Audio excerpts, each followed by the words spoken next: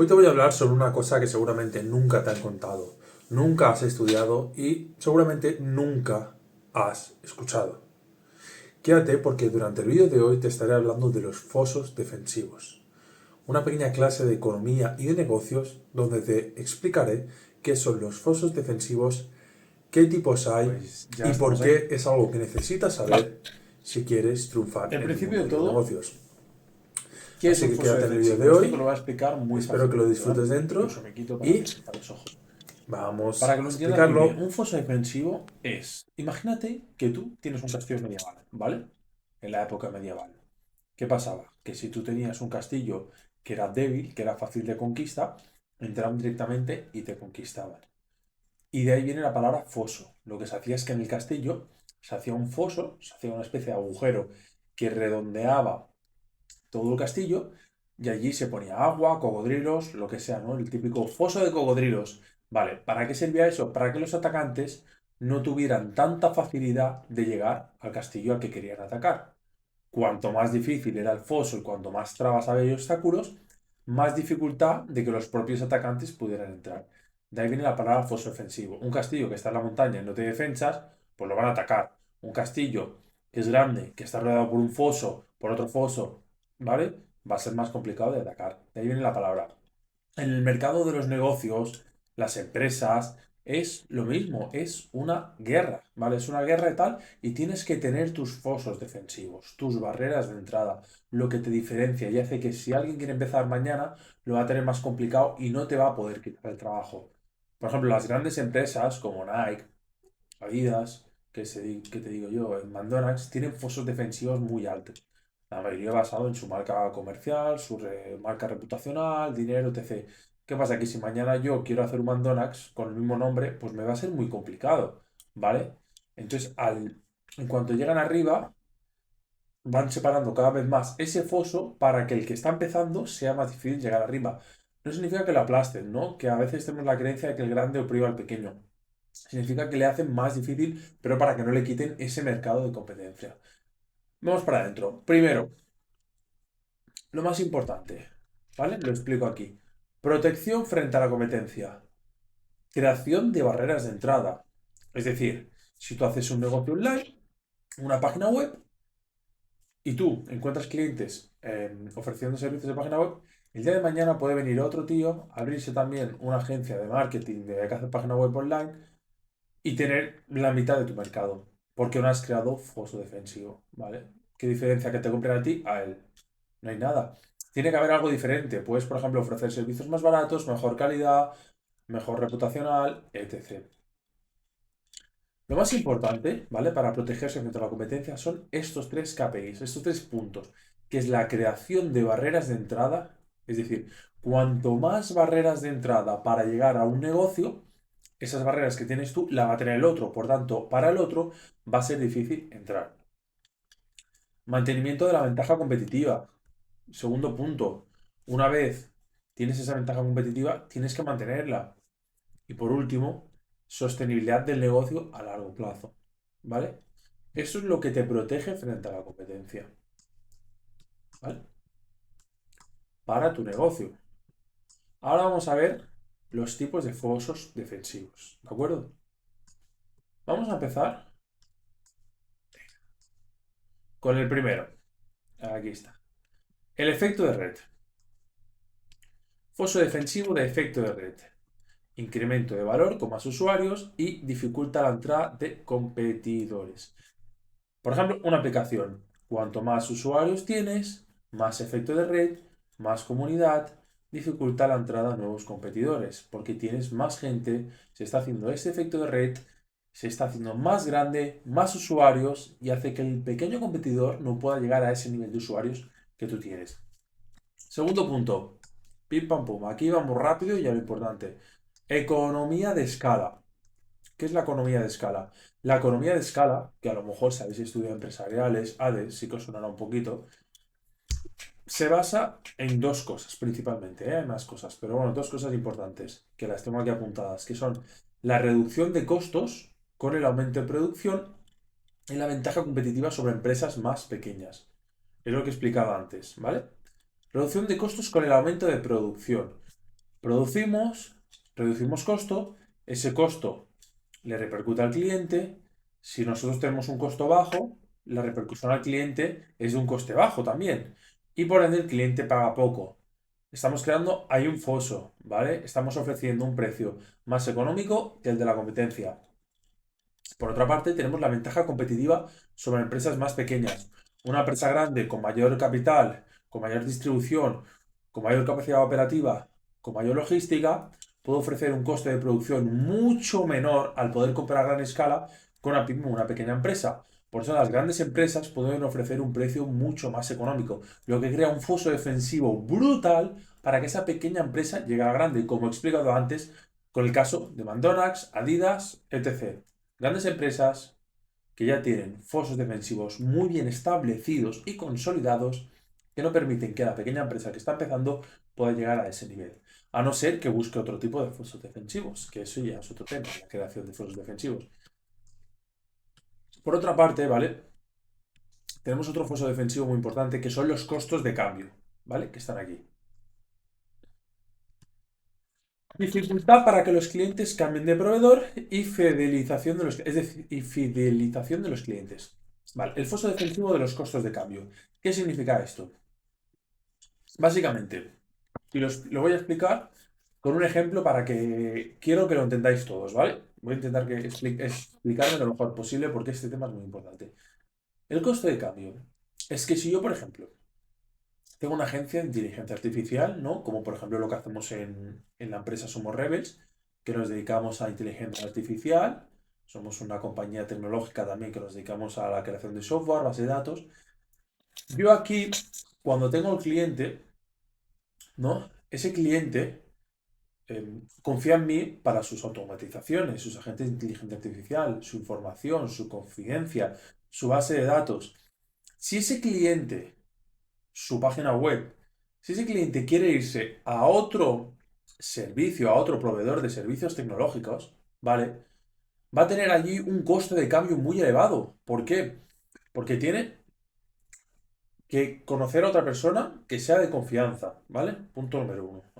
Hasta aquí que iba. Punto número dos. Tiene que desplazar toda esa data, toda esa información a otra base de datos. No sabe si esa base de datos es fiable, si no es fiable, tal.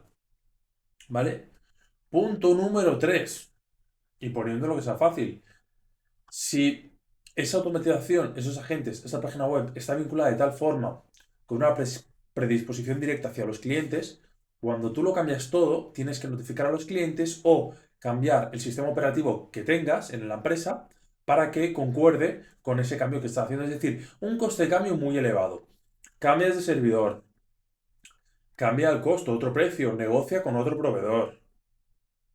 Encuentra un proveedor que sea fiable, que hayas negociado y empieza a mover toda la data, toda la información y empieza de nuevo a construir todo lo que ya tenías construido en ese ecosistema, ¿vale? O sea, el costo de cambio es muy elevado. Es muy importante tener costos de cambio elevados, que la gente sea fiel a ti. Por otra parte, fidelización de los clientes. ¿Cómo fidelizas? Por una parte tenemos costo de cambio elevado, ¿vale? Que eso es un foso defensivo. Pero ese foso defensivo, que es el costo de cambio elevado, viene también determinado por la fidelización.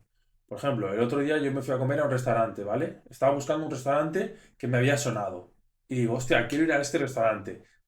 Y no lo encontraba. Entonces mi pareja dice, bueno, pues vamos a buscar otro, ¿no? Que tenga buenas reseñas, que eso es otro, la reputación. Buscamos uno que tiene buenas reseñas y al llegar ahí lo vi, quizá no me llamó tanto la atención porque era pequeño, pero me atendieron de puta madre. De verdad, me atendieron muy bien.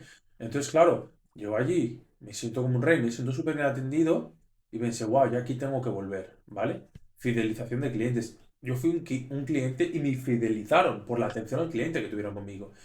Eso es muy importante. Yo voy a volver ahí. Si tú a un cliente lo fidelizas porque lo tratas bien, no por las estrategias de marketing, rana. Fidelizar es tratarlo bien, aportarle valor, punto. ¿Vale? Fidelizar clientes. No os voy a cobrar un curso de 2.000 euros, 3.000 como están cobrando por tonterías, que simplemente es fácil. La fidelización de clientes y la captación de clientes, pero sobre todo la fidelización de clientes, se basa en la atención al cliente. Es que no tiene más. Si a un cliente tú le tratas bien y le das un servicio de valor, el cliente va a ser fiel a ti, porque le interesa, porque le estás aportando algo. Vale. Siguiente foso defensivo. Las ventajas de costo. Esto va un poco de la mano con lo que os he hablado antes, ¿de acuerdo? Básicamente, producción a menor costo que los competidores, maximización de ganancias.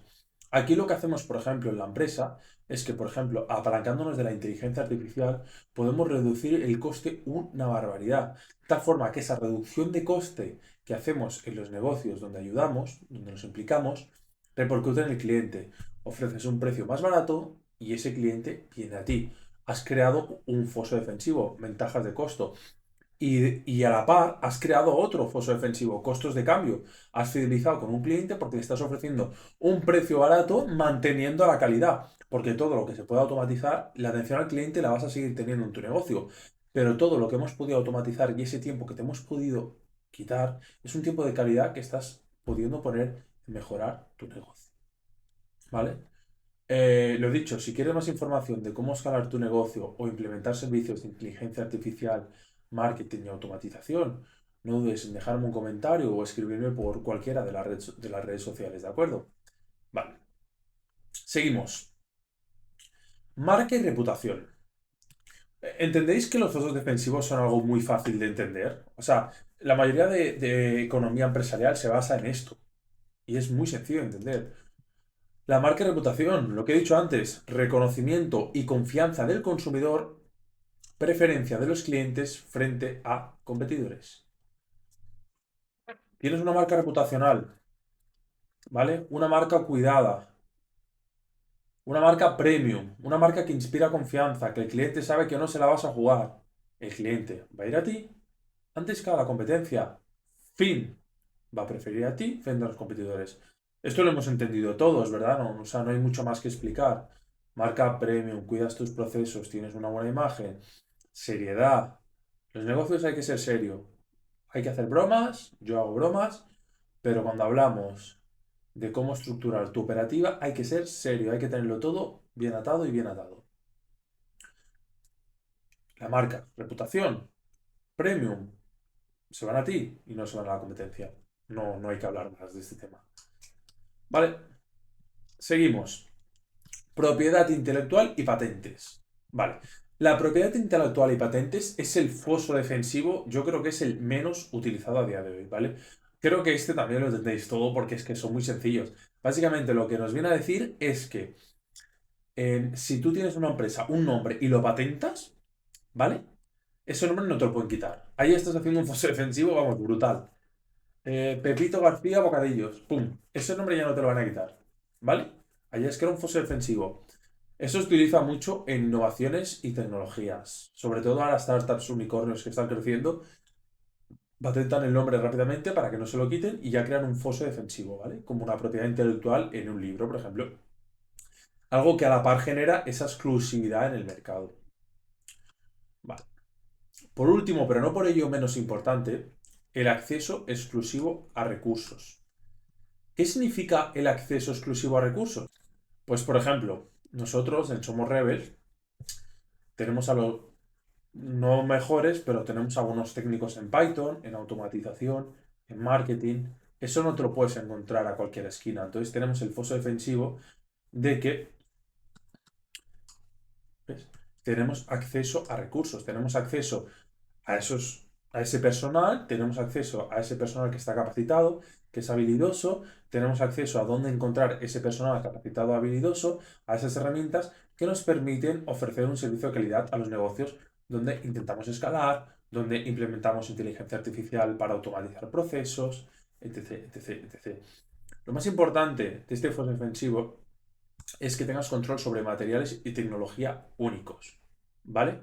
Y esto limita el acceso a competidores. Por ejemplo, nosotros tenemos acceso a un personal único que tiene acceso a una tecnología única. Sabe combinar la tecnología de cierta manera que da un beneficio de cierta manera que no está en el mercado. Nosotros creamos un sistema único, funcionado, validado, que ayuda a los negocios a escalar, ¿vale? Eso es algo único y ese es nuestro foso defensivo. También tenemos control sobre los materiales.